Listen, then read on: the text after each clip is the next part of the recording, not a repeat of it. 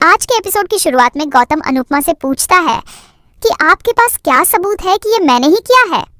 अनुपमा जवाब देती है कि मुझे किसी को कुछ साबित करने की जरूरत नहीं है। सच तुम भी जानते हो और मैं भी जानती हूँ। किसी को भरोसा करना है तो करे, वरना ना करे।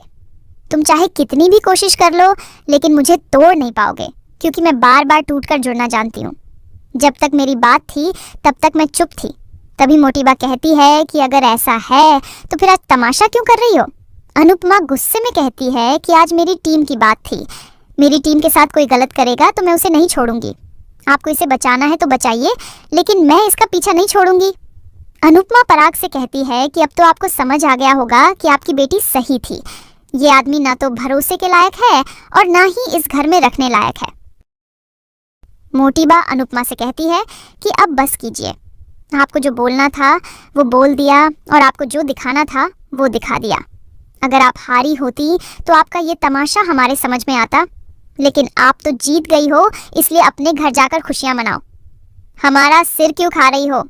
मोटीबा गुस्से में अनुपमा को जाने के लिए कहती है। अनुपमा कहती है कि हथेली में रखा बिच्छू एक दिन डंक जरूर मारता है। आपने भी एक गौतम नाम का बिच्छू हथेली में रखा हुआ है, एक दिन ये आपको जरूर काटेगा। तभी गौतम अनुपमा से कहता है कि आप अपने बेटे कहिए कि उसका ये प्लान कामयाब नहीं होगा। अभी तक मैं नाटक कर रहा था, लेकिन अब आपको सच्चाई बताता हूँ। गौतम इल्जाम लगाता है कि ये वीडियो नकली है और तोशु ने इसे बनवाया है ताकि वह मुझे ब्लैकमेल करके मुझसे पैसे मांग सके। जो आदमी अपने दामाद से पैसे लेता हो वो पैसे के लिए किस हद तक गिर सकता है, ये सबको पता है। लेकिन यहाँ उसके नकली सबूत पर कोई विश्वास नहीं करेगा। अनुपमा कहती है कि मेरे बेटा नाकारा और निकम्मा है, लेकिन उसे कंप्यूटर की इतनी समझ नहीं है। अगर उसमें ये टैलेंट होता तो वो भूखा नहीं मर रहा होता। गौतम कहता है कि आप मुंबई वापस जाने की जगह यहाँ आकर तमाशा क्यों कर रही हो। अनुपमा कहती है कि मैं तुम्हारी सच्चाई बताने आई थी ताकि सबको पता चले कि इन्होंने तुम्हारे जैसे बिच्छू को पाल रखा है। उम्मीद है कि ये लोग भी वही करेंगे जो मैंने अपने बेटे के साथ किया। परी दुखी होती है। अनुपमा पूरी बात बताती है कि किस तरह उसने तोशु के साथ अपना रिश्ता तोड़ लिया है। अनुपमा दुखी होकर कहती है कि एक हद के बाद मौके नहीं, सजा देनी चाहिए। अनुपमा परी से माफी मांगती है। परी कहती है कि आपने जो भी किया उनके भले के लिए किया होगा। अनुपमा परी को गले लगा लेती है और उसे धन्यवाद कहती है। गौतम चिल्लाता है कि ये फैमिली ड्रामा बंद करो। तुम्हारी तरह ये अपने दामाद को घर से बाहर नहीं निकलेंगे। मुझे यहाँ से कोई बाहर नहीं निकाल सकता। पराग गुस्सा होता है। गौतम अनुपमा को बाहर जाने के लिए कहता है। तभी पराग गौतम को जोरदार थप्पड़ मार देता है। ये देखकर सभी चौंक जाते हैं। गौतम हैरान होता है। पराग गुस्से में गौतम को वहीं खड़े रहने के लिए कहता है और डंडा लेकर आता है। पराग कहता है कि ये हमारे पिताजी की छड़ी है। मैं और अनिल बचपन में इससे बहुत बार पिट चुके हैं। इसकी मार से आत्मा शरीर से बाहर ही निकल जाती थी। अनिल सहमत होता है। पराग अनुपमा से कहता है कि इसने आपके साथ जो किया है उसकी सजा इसे आप ही दोगी।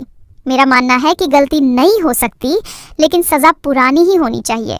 आजकल के माँ बाप सजा देना ही भूल गए हैं, लेकिन भगवान की कृपा से हम पुराने जमाने के लोग हैं, इसलिए हमें सजा देना बहुत अच्छे से आता है।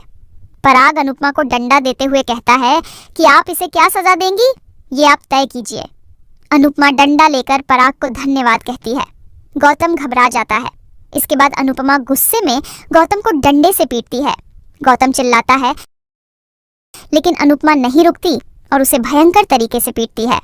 अनुपमा गुस्से में अंश की पिटाई करवाने के लिए, अनु की रसोई जलाने के लिए और प्रार्थना पर अत्याचार करने के लिए गौतम की धुलाई करती है। राही और प्रेम खुश होते हैं। मोटीबा को बुरा लगता है। अनुपमा गौतम पर अपना सारा गुस्सा निकालती है।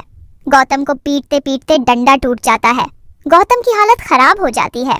अनुपमा कहती है कि आज के बाद तुमने अगर मेरे परिवार या मेरी टीम पर बुरी नजर डाली, अंश और प्रार्थना को परेशान करने की कोशिश करी या मेरे किसी भी बच्चे को तंग करने की कोशिश की, तो मैं तेरे शरीर की एक एक हड्डी ऐसे तोड़ूंगी कि तू हॉस्पिटल ले जाने के लायक ही नहीं बचेगा। इसी बीच अनुपमा को चक्कर आते हैं। तभी राही उसे संभालती है। अनुपमा रोने लग जाती है तो राही उसे सांत्वना देती है। अनुपमा रोते हुए कहती हैं कि मेरी वजह से तुम्हारे ससुराल में फिर से तमाशा हो गया। राही कहती हैं कि आपने कुछ गलत नहीं किया है। इस आदमी का असली चेहरा बाहर आना जरूरी था। मुझे तो खुशी है कि आपने प्रार्थना का बदला लिया है। जो मैं नहीं कर पाई वो आपने कर दिखाया। अनुपमा खुश होती है। राही गुस्से में गौतम से कहती है कि अगर थोड़ी भी शर्म बची है तो यहाँ से दफा हो जाओ। गौतम गुस्से में पराग को देखता है तो पराग गौतम से कहता है कि नजर नीचे रखो। आज तक तू इसलिए बचता रहा क्योंकि मैंने इन सब को छोड़कर तुझ पर भरोसा किया। मुझसे बहुत बड़ी गलती हो गई, लेकिन अब कोई गलती नहीं होगी। मुझे खुशी है कि मेरी बेटी अंश के साथ खुश है। प्रार्थना ने तुझे तलाक देकर बहुत अच्छा किया। पराग कहता है कि मुझसे भी गलती हुई है, मैंने भी राही की जीत खरीदने की कोशिश की थी। मुझे एहसास ही नहीं हुआ कि मैं अपनी बेटी के टैलेंट पर शक कर रहा हूँ, लेकिन गलती का एहसास होते ही मैंने माफी मांग ली। पराग गुस्से में गौतम से कहता है कि तुमने दुश्मनी नहीं कमीनापन किया है। पहले तुमने अंश को पिटवाया, फिर तूने अनु की रसोई में आग लगवाई, फिर तुमने अनुपमा जी को कमरे में बंद किया जहां उनकी जान जा सकती थी। ऐसे घटिया इंसान के लिए पराग कोठारी के ना तो दिल में जगह है और ना ही घर में जगह है। यह सुनकर ख्याति डर जाती है। पराग कहता है कि तू इस घर के मान सम्मान के लायक नहीं है। अनुपमा जी ने आज तुझे तेरी सही औकात दिखाई है। पराग अनुपमा को धन्यवाद कहता है। पराग मोटी बा से कहता है कि आज तक आप इस आदमी को बचाती रही, इसीलिए इसकी इतनी हिम्मत हुई है, लेकिन आज आप बीच में मत बोलना, क्योंकि ऐसा घटिया इंसान इस घर में नहीं रह सकता।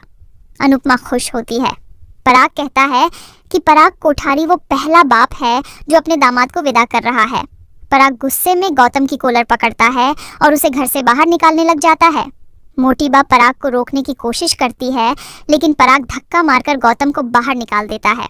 पराग गुस्से में कहता है कि आज के बाद अगर तूने इस घर की दहलीज लांघने की कोशिश करी तो मैं तेरा वो हाल करूंगा कि तुझे अपने पैदा होने पर अफसोस होगा। गौतम अकड़कर पराग के सामने आता है और कहता है कि आप भूल रहे हो कि आपकी कंपनी में मेरे भी पैसे इन्वेस्ट किए हुए हैं। पहले मेरे सारे पैसे सूद समेत वापस कीजिए, उसके बाद घर से निकालिए। पराग गुस्से में पूछता है कि तू किसको धमकी दे रहा है? क्या तू पराग कोठारी को धमकी दे रहा है? गौतम कहता है कि जब तक रिश्ता था तब तक लिहाज था, अब रिश्ता खत्म तो लिहाज भी खत्म। गौतम धमकी देते हुए कहता है कि अगर मैंने अपने पापा को बता दिया तो 2 मिनट में कोठारी परिवार रोड पर आ जाएगा। पराग आत्मविश्वास से कहता है कि जिसको खुद पर यकीन होता है वो जलकर भी वापस खड़ा होने का दम रखता है। जिसके पास अनिल जैसा भाई हो, प्रेम, राजा और बादशाह जैसे बेटे हो, ख्याति जैसी जीवन साथी हो, मीता जैसी बहन हो, राही, माही, परी जैसी बहुएं हो, अनुपमा जैसी शुभ चिंतक हो, जिसके सिर पर श्रीनाथ जी और अपनी माँ का आशीर्वाद हो, वो किसी के बाप से नहीं डरता। गौतम मन ही मन गुस्सा होता है। इसी के साथ एपिसोड खत्म हो जाता है। अगले एपिसोड में देखने को मिलेगा कि गौतम गुस्से में अपनी बेइज्जती का बदला लेने की धमकी देता है। मोटी बा डर जाती है और गौतम से माफी मांगती है। पराग उसे ऐसा करने के लिए मना करता है, लेकिन मोटी बा कहती है कि हम बर्बाद हो जाएंगे, हमारा नाम मिट्टी में मिल जाएगा। गौतम जी से दुश्मनी मत करो। पराग हैरान होता है। आज का एपिसोड आपको कैसा लगा हमें कमेंट करके ज़रूर बताएं। साथ ही ऐसे ही डेली अपडेट्स के लिए इस वीडियो को लाइक करें और हमारे चैनल को सब्सक्राइब ज़रूर करें।